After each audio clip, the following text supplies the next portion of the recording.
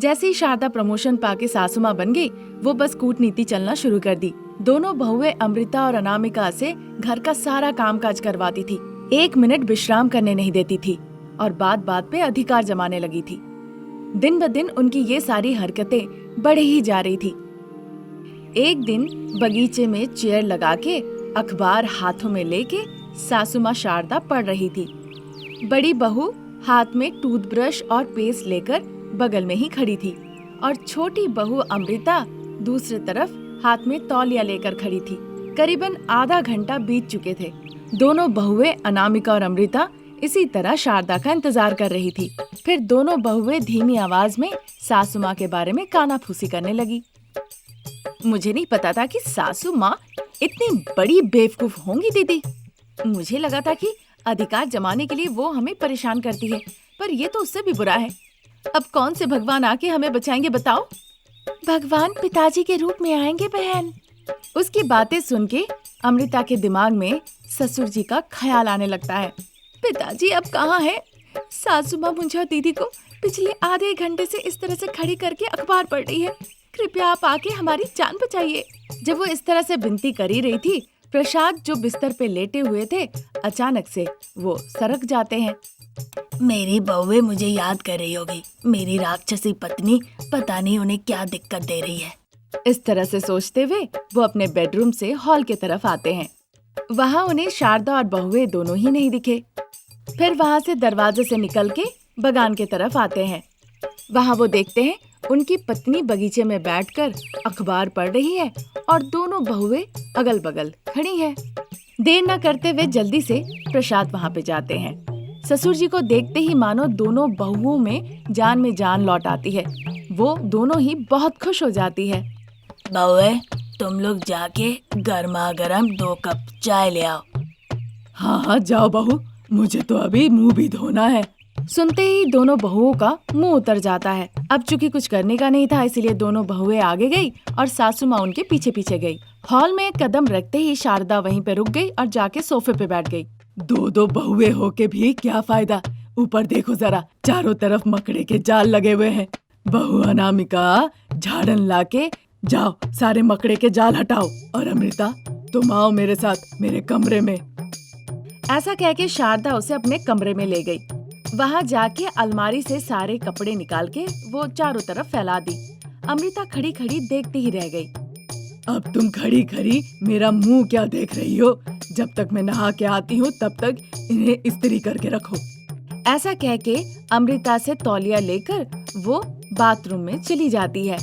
उधर बड़ी बहू अनामिका सासू माँ से डांट खा के झाड़न लेके पूरा घर झाड़ने में लग गई और इधर छोटी बहू अमृता सासू माँ को कोसते कोसते उनकी साड़ियाँ इस्त्री करने लगी। तब तक प्रसाद लॉन में बैठे बैठे, ये क्या, मैंने दोनों को कब चाय लाने को कहा, अभी तक आई नहीं। मतलब शारदा ने जानबूझ के जरूर कुछ काम पकड़ा दिया होगा। ऐसा सोचते हुए प्रसाद हॉल में आते हैं।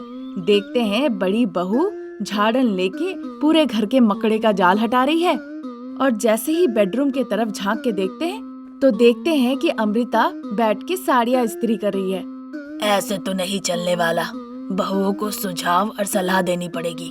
ऐसा सोचकर दोनों बहुओं को बुलाते हैं। दोनों बहुएं पिताजी के पास आती हैं। फिर उन दोनों को कुछ रहस्यमय बातें बताते हैं। तब तक शारदा जो बाथरूम में नहाने गई थी, बाहर आके देखती है कि उसकी साड़ी इस्त्री के नीचे जल रही है और छोटी बहू अमृता भी कहीं दिख नहीं रही है। ये कामचोर बहू गई कहाँ? ये सोचकर दरवाजे के पास आके देखने लगती है तो देखती है दोनों बहुएं प्रसाद से बातें कर रही है। शारदा को अब बड़ा गुस्सा आता है। उन्हें देखकर शारदा गुस्से से कहने लगती है, पिताजी के साथ बहुत बात हो गई। उसकी बातें सुन के तीनों शारदा को आश्चर्य होकर देखने लगते हैं तो पता चलता है शारदा गुस्से में है। क्या बात है जी, आपको काम के लिए खेत नहीं जाना है, आप यहाँ पे गप मार रहे हैं, जाइए। इस तरह से कहती है। प्रसाद अपनी पत्नी को इतने गुस्से में पहले कभी नहीं देखे थे, इसीलिए बिना कुछ कहे वहाँ से चले जाते हैं। दोनों बहुएं भी शारदा को गुस्से में देखकर बहुत ज्यादा डर जाती है। तब शारदा कहती है, दोनों यहाँ पे अपना काम छोड़ के ससुर जी से गप लड़ा रही हो। मुझसे तुम लोगों का डर खत्म हो गया है। अभी मैं तुम लोगों को बताती हूँ। अनामिका, अभी जाके मेरे लिए 1 कप चाय ले आओ। अमृता, तुम जाके देखो तुम्हारी स्त्री का क्या हाल है। सुनते ही अनामिका भागते हुए किचन की तरफ जाती है और अमृता टेंशन से भाग के बेडरूम की तरफ आती है। शारदा तुरंत बगान की तरफ जाती है और एक कांटेदार छड़ी उठा के हॉल में ले आती है। काफी देर हो गया अनामिका चाय लेकर तभी भी नहीं आई और उधर सासू माँ की साड़ी जल गई है। ये देखकर अमृता भी बहुत डरी हुई थी। दोनों कहाँ मर गई? शारदा की चिल्लाने की आवाज सुन के दोनों ही डरते हुए शारदा के पास आती है। अनामिका चाय कहाँ है? वो माँ जी, चाय पत्ती खत्म हो गई है, मैंने देखा नहीं था। तुम ये सब का भी ख्याल नहीं रखती हो बहू? ऐसा कहकर उस कांटेदार छड़ी से अनामिका को पीटने लगती है।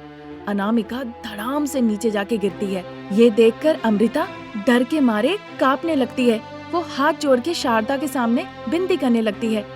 नहीं नहीं माँ जी, मुझे मत मारिए, मुझे माफ कर दीजिए। हाथ जोड़ के वो शारदा से विनती करने लगती है, पर शारदा उसकी एक नहीं सुनती। अनामिका के गले में शारदा पैर रख के दबाने लगती है। अमृता शारदा के पैर पकड़ के उससे विनती करती है। छोड़ दीजिए सासू माँ, दीदी मर जाएगी, छोड़ दीजिए माँ जी, विनती करती है। शारदा गुस्से से उस कांटेदार छड़ी से अमृता को जोर से एक लगा देती है। अमृता रोने लगती है। ऐसे नहीं चलेगा, रुको, अब मैं तुम्हें बताती हूँ मैं क्या चीज हूँ। ऐसा कह के वो अपने कमरे में चली जाती है। अनामिका जमीन से उठने की हालत में नहीं थी, बस वो रोए जा रही थी। शारदा अपने कमरे से एक रस्सी लेके उनके सामने आती है। उस रस्सी से अमृता के गले को बांध देती है और उस कांटेदार छड़ी से अमृता को बहुत पीटती है। दूसरी तरफ अनामिका के गले को पैरों से दबाए रखती है। दोनों बहुएं बहुत परेशान थी। तभी प्रसाद जो खेत जा रहे थे वो अचानक से रुक जाते हैं। शारदा आज बहुत गुस्से में थी, हो सकता है बहुओं को वो परेशान करे। गुस्से में ना कुछ कर बैठे, सब दुखी हो जाएंगे।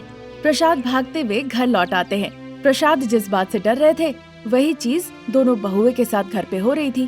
प्रसाद जल्दी से आके शारदा के हाथ से छड़ी लेके उसे धमकी देते हैं। तब शारदा शांत होती है और जाके सोफे पे बैठ जाती है और प्रसाद दोनों बहुओं को जाकर समझाने लगते हैं। आगे क्या हुआ जानने के लिए नेक्स्ट एपिसोड जरूर देखें। रघुनाथपुर नाम का गांव था।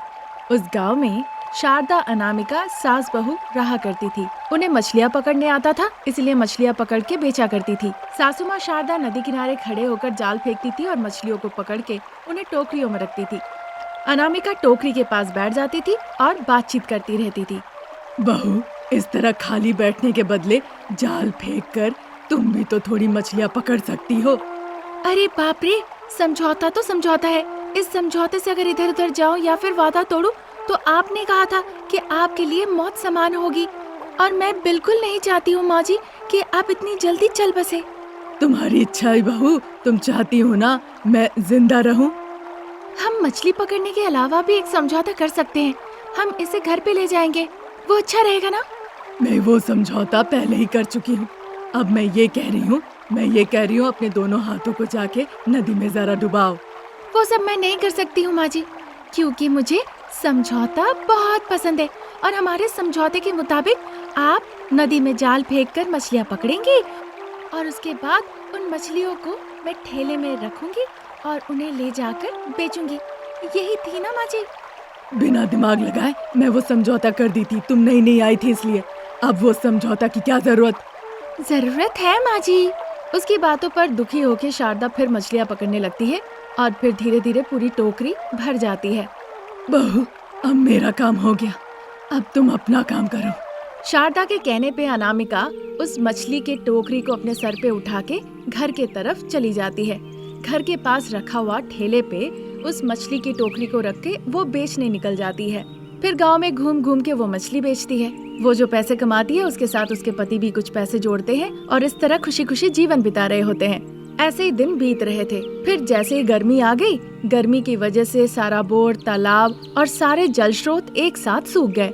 इस वजह से सास बहू का मछली पकड़ के उसे बेचने का काम भी नहीं रहा। इस तरह उनके पतियों को भी काम मिलना मुश्किल हो गया। उनके पास जो किराने का सामान था उससे सिर्फ वो एक वक्त का खाना ही खा रहे थे। तभी एक दिन आंगन में बाप बेटा प्रसाद और रमेश, उनके साथ सास बहू शारदा और अनामिका एक साथ बैठ के अपनी जिंदगी के बारे में वो चर्चा कर रहे थे। तभी अचानक से उनके यहाँ एक साधु आते हैं। वो बहुत ज्यादा भूखे थे। बेटा, बेटी, मुझे बहुत भूख लगी है, मुझे खाना खिलाने से तुम्हें पुण्य मिलेगा। इस तरह वो विनती करते हैं। ऐसा सुनकर मानो की सास बहू दिल से हिल जाती है। अरे स्वामी जी जाइए, हमारे पास ही खाने को नहीं है, हम आपको कहाँ से खिलाएंगे, जाइए जाइए। बाप बेटा प्यार से चाह रहे थे उन्हें कैसे भी वहाँ से भेज देना, पर सास बहू उन्हें रोकती है। वो साधु को घर के अंदर ले आती है और उनके पास जो भी था उन्हें खाने के लिए देती है, पानी भी देती है। बाप बेटा को ये अच्छा नहीं लगता, इसीलिए वो पीछे के बगान में जाके एक पेड़ के नीचे बैठ जाते हैं। सास बहू शारदा अनामिका साधु के पास ही खड़ी रही। जो खाना उन्हें खाने के लिए दिया गया था वो खा के साधु पानी पीते और सास बहू को देखने लगते हैं। उन्हें महसूस होता है कि सास बहू तकलीफों से गुजर रही है, पर वो जता नहीं रही है। फिर साधु उनसे कहने लगते हैं, जिंदगी कैसी चलेगी इस बात को लेके परेशान मत हो। जो जीवन देता है वो रास्ता भी दिखाता है। सृष्टिकर्ता ही तुम्हारी मदद करेंगे।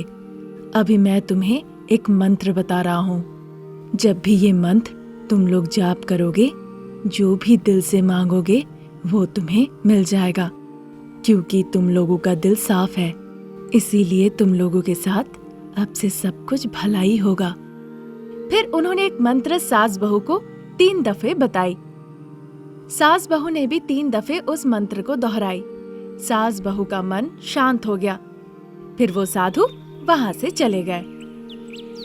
2 दिनों के बाद घर के सारे राशन पानी खत्म हो गए थे और पैसे भी नहीं थे कि वो जाके राशन पानी खरीदे। फिर सास बहू उस मंत्र को जाप करने के बारे में सोचती है जो साधु ने उन्हें बताया था। सासू माँ, फिर हम क्या मांगेंगे? तुम ही बताओ बहू, हम क्या मांग सकते हैं? मैं तो चाहती हूँ कि बस मछलियों की बरसात हो जाए माँ जी। मछलियों की बरसात कभी होती है क्या बहू?